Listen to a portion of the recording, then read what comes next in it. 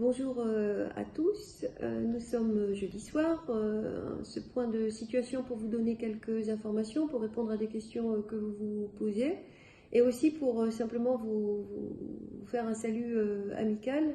J'espère que vous allez bien et j'ai ce soir une pensée toute particulière parce que j'ai eu quelques nouvelles aujourd'hui de collégiens, de lycéens, d'écoliers qui se tracassent, qui s'inquiètent en se demandant comment ça va se passer pour leurs examens quand ils en ont, ou comment ça va se passer pour leur travail scolaire. Tenez bon, tenez bon.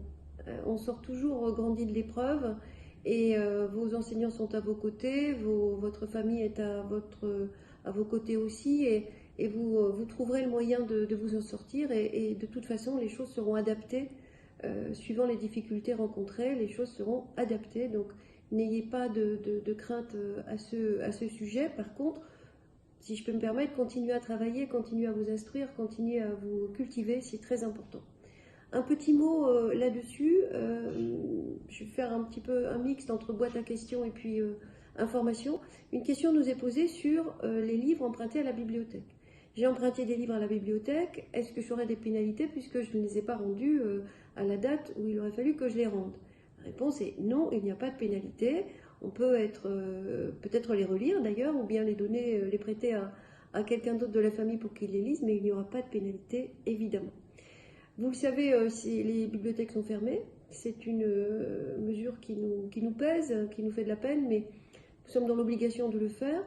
Il y a sur Internet, et nous allons les mettre en ligne d'ailleurs sur le site de la ville et sur la page de la ville, il y a sur Internet des sites ouverts, très très intéressants, où on peut trouver à la fois des livres, à la fois des films, à la fois de la musique. Je vous en cite juste 2 ou 3 comme ça de mémoire. Il y a sur le site du Centre Pompidou la BPI, la bibliothèque, vous pouvez y aller, c'est gratuit, c'est ouvert et vous pourrez lire autant de bandes dessinées que vous voulez, entre autres. Il y a un autre site qui s'appelle archive.org. Archive.org, c'est un site plus complexe peut-être parce qu'on y chemine un peu plus difficilement, mais il y a des ressources absolument inépuisables, toutes sortes de films, des livres, de la musique, enfin, il y a plein de choses aussi. Et puis un troisième peut-être, Open Culture, et qui vous permettra aussi de la même façon d'avoir des ressources gratuites et vraiment très, très intéressantes pour se cultiver. Voilà, c'était un petit clin d'œil à tous ceux qui s'angoissent. Concernant l'EHPAD, dont nos résidents anciens, ils vont bien, les mesures deviennent un peu plus drastiques les concernant. L'EHPAD de Morlaix pour l'instant va bien, les résidents vont bien, ils apprécient beaucoup Skype, ils apprécient aussi la lecture publique, et puis il y a eu du renfort, donc évidemment l'encadrement est vraiment là renforcé de bonne qualité. Concernant, troisième point, concernant les appels téléphoniques. Vous êtes très très nombreux à appeler, que ce soit l'hôtel de ville, que ce soit au centre communal d'action sociale, que ce soit la police municipale, parfois au service technique. Pour vous donner un ordre d'idée, l'hôtel de ville, le secrétariat, l'accueil a reçu 113 appels aujourd'hui.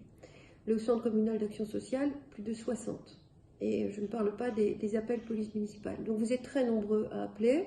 Vous avez beaucoup de questions, nous essayons évidemment dans la mesure de nos connaissances d'y répondre, ou bien nous les orientons, nous orientons les questions pour qu'elles soient traitées par d'autres que nous qui ont les réponses bien sûr.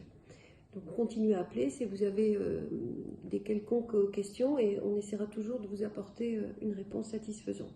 Mais pour vous dire qu'il y a beaucoup d'appels, si ça sonne occupé, il faut rappeler et même si nous avons renforcé les équipes, eh bien, il peut arriver que ça sonne occupé. Donc n'hésitez pas à insister.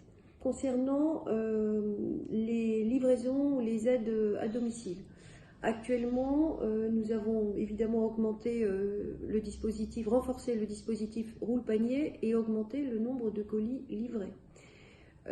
Là, le dispositif roule-panier, vous vous souvenez, concerne les gens qui sont en difficulté sociale et financière. Donc il faut se faire connaître au CCAS et une évaluation de votre situation si vous pensez que vous êtes concerné. Et une évaluation de votre situation sera faite et on vous dira si oui ou non vous pouvez bénéficier de ce dispositif. Il y a un autre dispositif qui est un dispositif de livraison à domicile pour personnes isolées si vous êtes inscrit au registre des personnes isolées. Je rappelle que pour être inscrit au registre des personnes isolées, il faut avoir plus de 65 ans, vivre seul bien sûr, avoir plus de 65 ans ou avoir plus de 60 ans et avoir une pathologie, un handicap ou une invalidité qui empêche de se déplacer. Donc, si vous n'avez pas de soutien amical ou familial ou de voisinage, si vous êtes dans ce cas de figure, vous pouvez vous inscrire au registre des personnes isolées. Il faut appeler pour cela le 88 82 15. Par ailleurs, toutes les personnes morlésiennes qui ont plus de 65 ans vont recevoir ou ont reçu un appel téléphonique d'un élu, donc de l'équipe d'élus qui a pris en charge cette veille sociale. Ça se fait ici comme ça se fait dans beaucoup de communes, bien sûr. C'est la veille sociale qui est mise en place de façon à prendre de vos nouvelles, à savoir si vous avez besoin de quoi que ce soit, et à pouvoir éventuellement répondre aux besoins que vous auriez formulés. Si vous avez un doute, si vous vous demandez, mais c'est quelqu'un qui se dit de la mairie, mais peut-être finalement c'est quelqu'un qui veut m'escroquer. C'est très simple. C'est tout à fait simple. Vous appelez le 88 82 15 qui a la liste des personnes et la liste des numéros de téléphone qui ont en charge cette veille sociale et donc qui vous appellent. Et ce sera très facile pour vous de vérifier qui vous a appelé et si c'est dans le cadre de la veille sociale. N'hésitez pas, nous avons eu un ou deux cas de personnes qui nous ont fait savoir qu'ils avaient été appelés par des gens qui se mettaient à leur disposition moyennant rémunération. Le service proposé par le Centre communal d'action sociale et la ville de Morlaix est un service naturellement totalement gratuit. C'est une aide que nous apportons à notre population. C'est important de le savoir. Sur la liste des commerces, la liste des commerces a été actualisée, je crois que c'est 8 fois en tout. Donc nous essayons vraiment de la mettre à jour très régulièrement et vous pouvez la consulter à la fois sur la page de la ville et la page Facebook de la ville. Et je vois d'ailleurs que le Télégramme a repris également la liste, en fait c'était la liste de la ville qui a été reprise sur le Télégramme papier. Donc c'est très bien, nous allons les inviter d'ailleurs à continuer s'ils veulent bien à publier notre liste actualisée. Concernant les artisans, nous avons eu des demandes d'administrés qui ont des besoins de première nécessité, bien sûr. Hein. Il ne s'agit pas de refaire la salle de bain, mais qui ont une panne de plomberie, une panne d'électricité, vraiment quelque chose qui les met en difficulté pour le quotidien. Nous allons proposer aux artisans qui veulent se faire connaître d'intégrer une liste que nous allons formaliser, une liste d'artisans que nous publierons exactement de la même façon que nous avons publié la liste des commerçants.